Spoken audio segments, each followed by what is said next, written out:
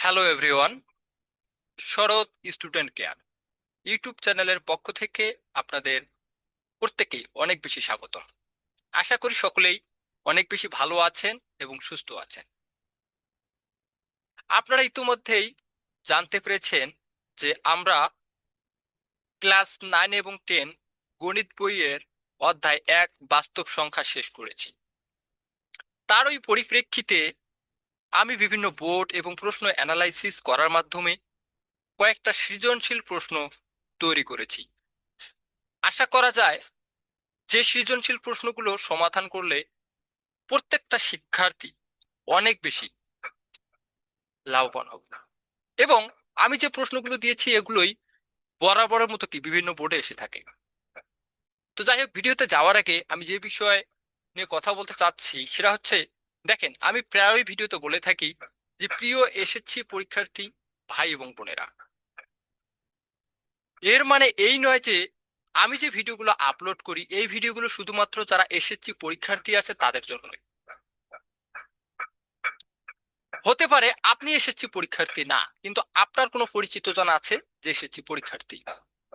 আপনি যদি তার নামটা মেনশন করেন, আপনি যদি ভিডিওটা শেয়ার করেন, আপনি যদি তাকে লিঙ্কটা কপি করে দেন, সে কিন্তু উপকারিত হবে। এবং আমি যে ভিডিওগুলো আপলোড করি সেটা হচ্ছে খুব সহজ উপায়ে কিভাবে গণিতগুলো সমাধান করা যায়, এবং নৈর্ব্যক্তিকের জন্য খুব শর্টকাটে কিভাবে সমাধান করা যায়। আমরা জানি পরীক্ষার রেজাল্ট ভালো হওয়ার সবচেয়ে সম্ভাবনাময় যে জায়গা সেটা হচ্ছে কি নৈর্ব্যক্তিক। নৈর্ব্যক্তিকে যদি একটা ব্যক্তি ভালো নাম্বার কি করতে পারে, অ্যাটেন্ড করতে পারে, ভালো মার্কস তুলতে পারে, তাহলে কিন্তু তার রেজাল্ট এমনিতেই ভালো হওয়ার সম্ভাবনা রাখে। সো অধিকাংশ স্টুডেন্ট গণিতে যেটা করে সেটা হচ্ছে লিখিত, যেটাকে আমরা বলি সিকিউ, সেটা কিন্তু অনেক বেশি ভালো করতে পারে, কিন্তু এমসিকিউ যে বিষয়টা থাকে, বহু নির্বাচনী অংশটা যেটা থাকে, এটা সময়ের অভাবের কারণে সমাধান করতে পারে না। জানে যে এই সমাধানটা সে করতে পারবে, কিন্তু সময় স্বল্পতার কারণে সে করতে পারে না। এর জন্য আমি কিন্তু কি করি, খুব শর্টকাটে কিভাবে গণিতের সমাধান করা যায় নৈর্ব্যক্তিকের জন্য সেটাও কিন্তু কি শেখানো হয়। তো সেই ব্যক্তি কিন্তু উপকৃত হচ্ছে। তো হতে পারে আপনার কোনো পরিচিত জন এসেছে পরীক্ষার্থী, বা আপনার কোনো ব্যক্তি ক্লাস 8, 6, 7, 8 পড়তেছে, সেও কিন্তু উপকৃত হচ্ছে। এবং আপনি যদি মনে করেন যে আপনি আগামী দিনে কি করবেন, প্রাইভেট করাবেন বা কোনো কোচিং এ ক্লাস নেবেন, আপনিও কিন্তু উপকৃত হচ্ছেন। সুতরাং আমি বলবো, আমি যেহেতু নতুন, আপনারা অবশ্যই আমাকে কি করবেন, সাপোর্ট করবেন, সহযোগিতা করবেন, সহযোগিতা করে পাশে থাকবেন। আমার লক্ষ্য এবং উদ্দেশ্য হচ্ছে বিশেষ করে যারা এবার এসেছি পরীক্ষার্থী 2026, তারা যেন আমার ভিডিওগুলো দেখে উপকারিত হয়। সুতরাং আপনার যারা পরিচিত জন আছে তাদের কাছে যেন ভিডিওটা পৌঁছায়, এ বিষয়ে আপনাদের সহযোগিতা কামনা করতেছি।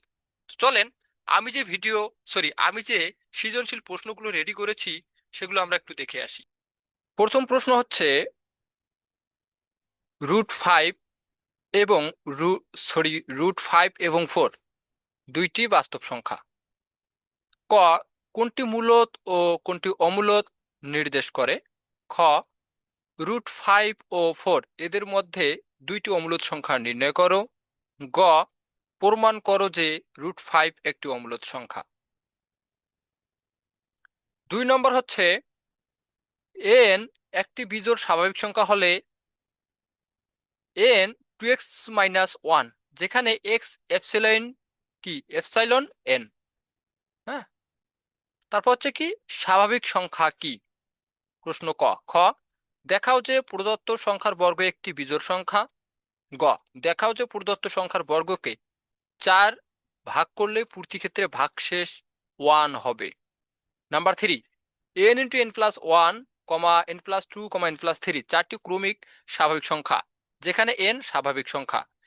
n এর মান জোড় মৌলিক সংখ্যা হলে ক্রমিক সংখ্যাগুলো লেখো। প্রদত্ত চারটি সংখ্যার গুণফল নির্ণয় করো। প্রদত্ত সংখ্যাগুলোর গুণফলের সাথে 1 যোগ করলে যোগফল কোন ধরনের সংখ্যা হবে, যুক্তি দাও। 4, √3, √5 এবং 4 সবই বাস্তব সংখ্যা। আবার সকল বিজোড় সংখ্যাও বাস্তব সংখ্যা। প্রশ্ন ক, √3 ও 4 এর মাঝে একটি মূলদ ও একটি অমূলদ সংখ্যা নির্ণয় করো। প্রশ্ন খ, প্রমাণ করো যে √3 একটি কি অমূলদ সংখ্যা। প্রশ্ন গ, দেখাও যে যে কোনো বিজোড় সংখ্যার বর্গ একটি বিজোড় সংখ্যা। প্রশ্ন number 5, P p+1, p+2, p+3 চারটি ক্রমিক স্বাভাবিক সংখ্যা যেখানে পি একটি স্বাভাবিক সংখ্যা। প্রশ্ন ক, স্বাভাবিক সংখ্যার প্রথম উপাদান হলে সংখ্যাগুলো লেখো। প্রশ্ন খ, দেখাও যে এই চারটি ক্রমিক স্বাভাবিক সংখ্যার গুণফলের সাথে 1 যোগ করলে যোগফল একটি পূর্ণবর্গ সংখ্যা হবে। প্রশ্ন গ, প্রথম দুইটি সংখ্যাকে 2 দিয়ে গুণ করলে দেখাও যে গুণফল কি দ্বারা 8 দ্বারা বিভাজ্য হবে। এই 5টি প্রশ্ন অনেক বেশি কি গুরুত্বপূর্ণ। আপনারা কি করবেন, নিজেদের জায়গা থেকে সমাধান করবেন। এরপরও কারো যদি কোনো সমাধান করতে সমস্যা হয় অবশ্যই জানাবেন, আমি আমার জায়গা থেকে সমাধান করে দেব। ধন্যবাদ সবাইকে।